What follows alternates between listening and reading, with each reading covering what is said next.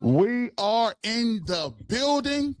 We got the four square going. Speaking of, well, we're going to switch gears. We're going to get into this basketball. Listen, Cavs, we're starting. Dang, Earl, did you just pull out the Cavs rally flag? No.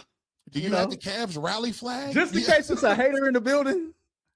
Just in case it's a hater on the pod, anytime I feel like one of my brothers is hating, I'm just going to pull up Donovan Mitchell's jersey. That's all. Donovan Mitchell. Now, listen, somebody's favorite player. Mitchell don't cast my slips, I'm going to be hating. Darius Garland is no longer here. And first of all, hey man, y'all too lost. Tyvis gonna get mad. Y'all better leave him alone. You know Tyvis is strong. You feel like y'all trying to play him right now. Stop. Like what?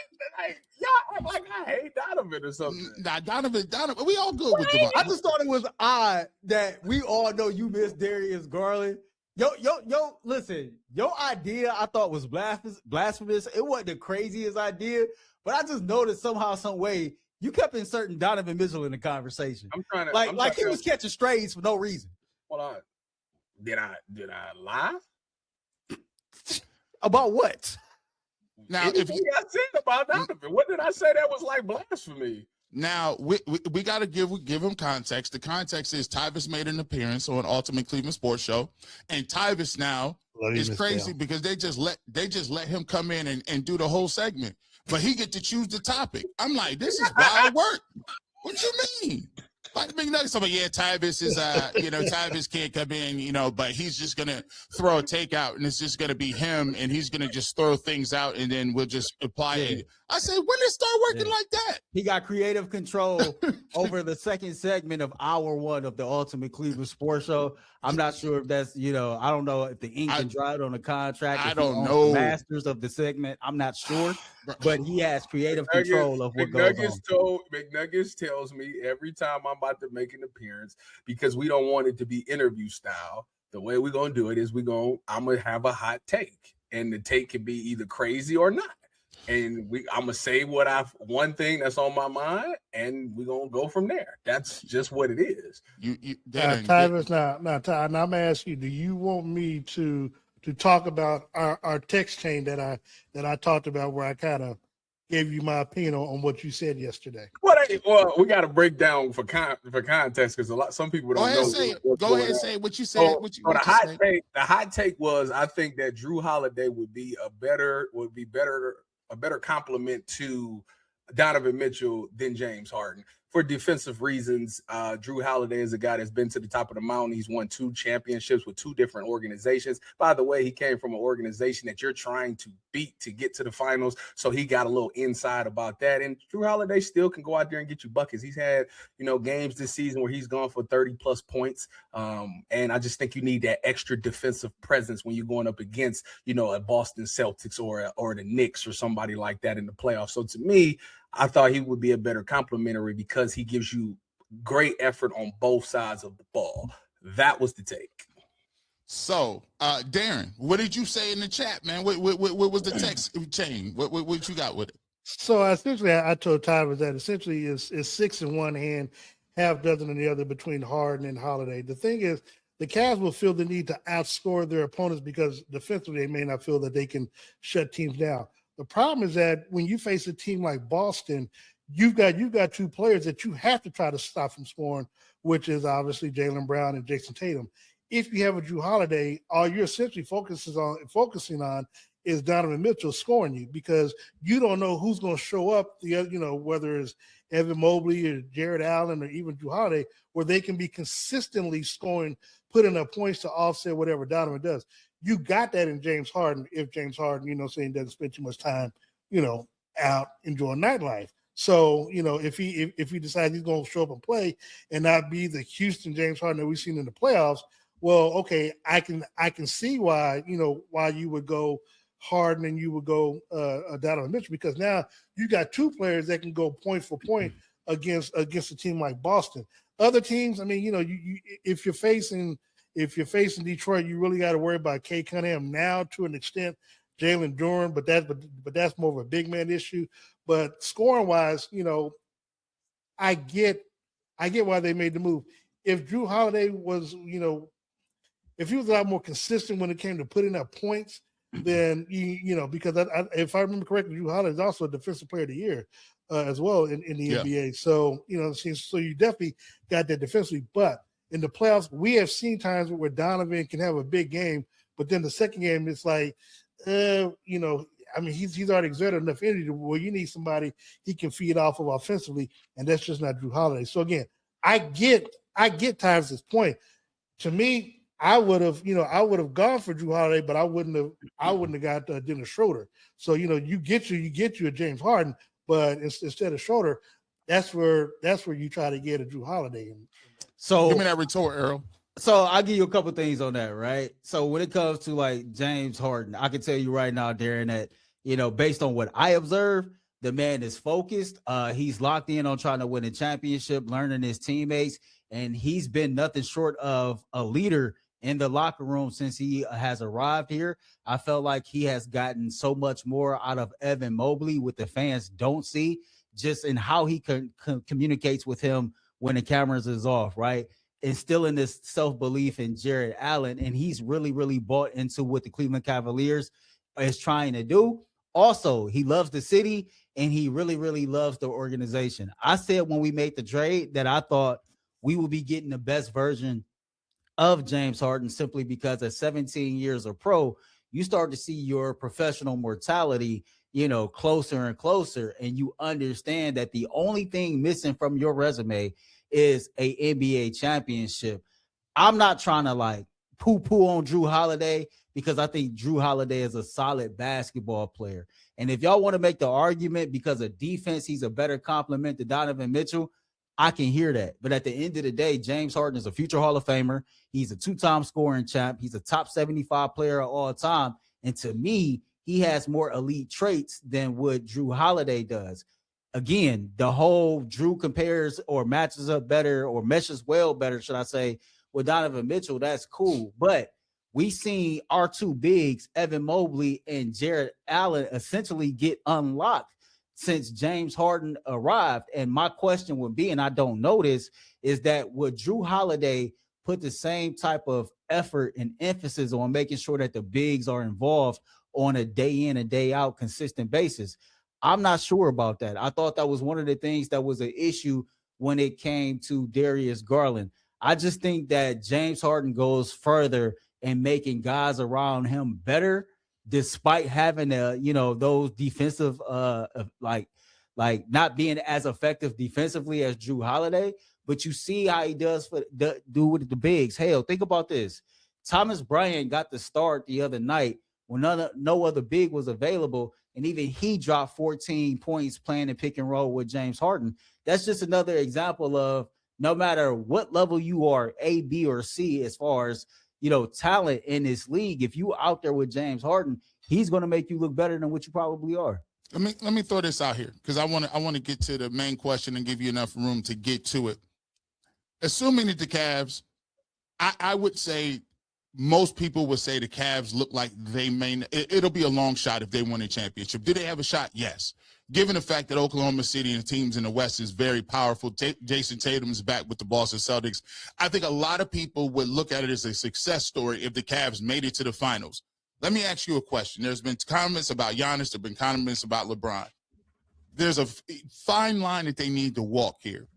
If you're LeBron and you're Giannis, are you more likely to want to sign up for this team if the Cavs lose embarrassingly in the first round, or if the Cavs lose a close series in the finals? And let me give you the perspective. If the Cavs lose a close series in the finals, that means they're very close.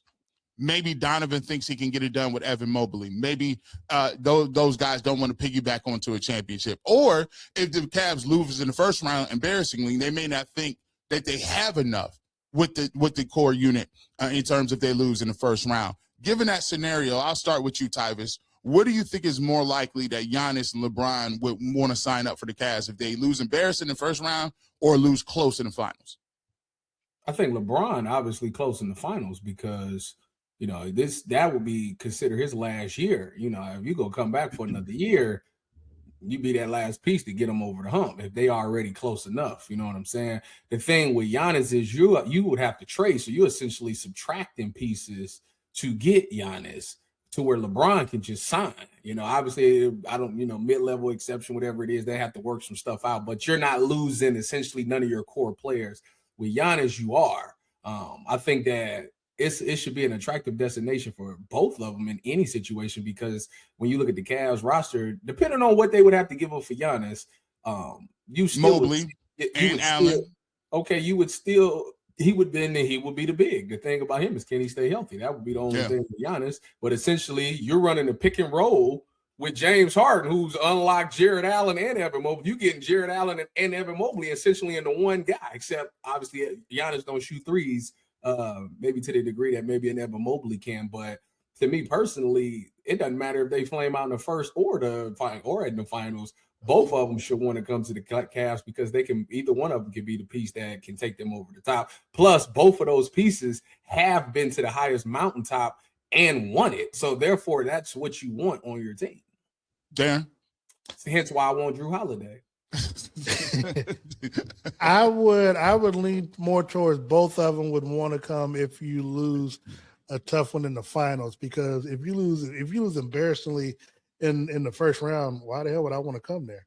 I mean, because if I'm Giannis, obviously initially I want to go to New York anyway. So if I get traded, to Cleveland, I would rather be a situation where I feel like you have a better chance of winning because you've gotten closer, not actually taking steps back, because now okay, you trade for me and we lose in the second round my first year there. Well, it's better than what you did the year before because you lost in the first round. So for me, I don't see either one of them wanting to come unless you get closer to the Eastern Conference Finals or the NBA Finals and you lose in that manner. Earl, I'll give you the last thought on this. What are your thoughts on which is more likely in terms of those guys wanting to play? If you lose in the first round, or if you this close away from a championship in a tough finals loss?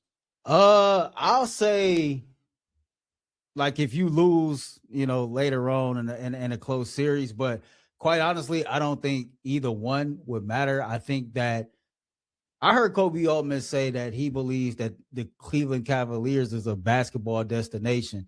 And based on some of the latest articles you read and you talk about the players who play for the Cavs and how they think of the organization, I think that's attractive to Giannis. I think LeBron, the final lap, wherever you want to do it, I think he might end up here anyway. But I think we kind of looking at this all wrong.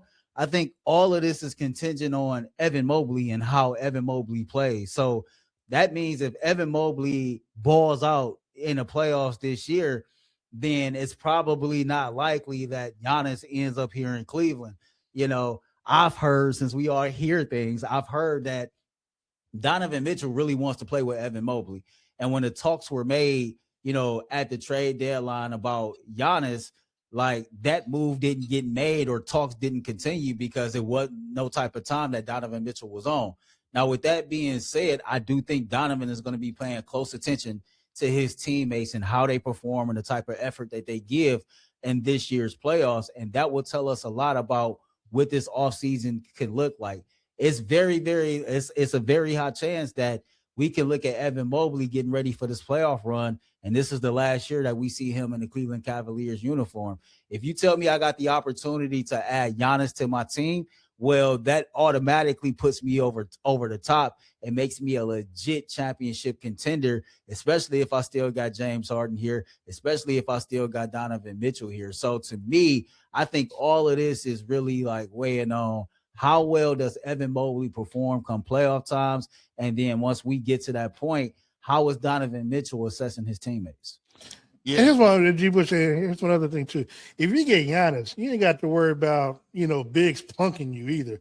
Jalen Durham is probably going to muscle and punk out Jarrett Allen or Evan, because they're nice guys, and nice guys are cool. But from time to time, you need some Malcolm X's in the fight versus some Martin Luther Kings. But that's all I got to say about that. Hey, last point on the Cavs, because I know we got to move on. So James Harden in 173 playoff games has averaged 22.5 points, 6.5 assists, and 5.5 rebounds a game. However, in 7 appearances in game 7s, he had that scoring average drops to 19.3. He does get better addition to basketball, 7.9, and the rebounds is about 5.7. His last game 7, May 3rd of last year, my man scored just 7 points in 35 minutes of work. So we will need James Harden to step it up, especially if we find ourselves in a game 7 situation. Y'all got it. G got it up right there, man. In about 6 minutes, the Cleveland Cavaliers is tipping off at home, second to last home game for the Cavs on ESPN against the Atlanta Hawks, a team that they might see in the first round. I'm excited for this matchup. I'm going to turn the game on as soon as we're done with the show. That is a young, athletic team that can get out there and run in open space. This is the first time I do believe that the Cleveland Cavaliers is fully healthy top to bottom. So I can't wait to tune in and see what those rotations look like. Just see how our team play together as we get ready to close this regular season. Hey, Tyvis, what does Drew Holiday average in game 7s? I don't know, but I'm just kidding. I listen. Hey, I ain't got nothing to say about it all. I just, it makes me laugh that everybody will sit there and say, well, yeah, I don't think they're gonna beat the Celtics this year. So, like, okay, what was the point of the trade? I don't feel that way though. I got a problem with. I ain't been on the panel for none of these conversations, but I don't agree with the whole, trying to seed hunt, right? Trying to matchup hunt. What Donovan Mitchell said, man, go out there and let the chips fall what they may and see what happened. That's exactly how it should be. I'm not afraid of the Boston Celtics, right? Listen, me either. But you know who is your head coach, and when your head coach say, "I think about things like that," it's for me. You adopt the mentality of your head coach. When he said that, they lost the season in the playoffs. In my personal opinion, I don't see them getting past Boston at all because they too busy trying to point guard how they gonna manipulate their way through the playoffs, which tells me that ultimately he don't believe in his guys because he's scared to go up against Boston. Therefore, I don't believe in the Cavs this season because of their head coach. Hey, that was a bar. That was a bar. I can't even rebuke or rebuttal nothing Tyvis just said because Donovan Mitchell speaking one way don't mean a damn thing if your head coach is out here saying something totally different. So. With that being said, you never know where we might show a radio, television, internet. But if you want the fresh cut or the final cut, you already know what it is. We keep the Clippers with us. Have a great rest of your evening. And we're going to say, go Cavs. Hey, Darren, teach your Royals how to squabble, man. Teach them how to squabble.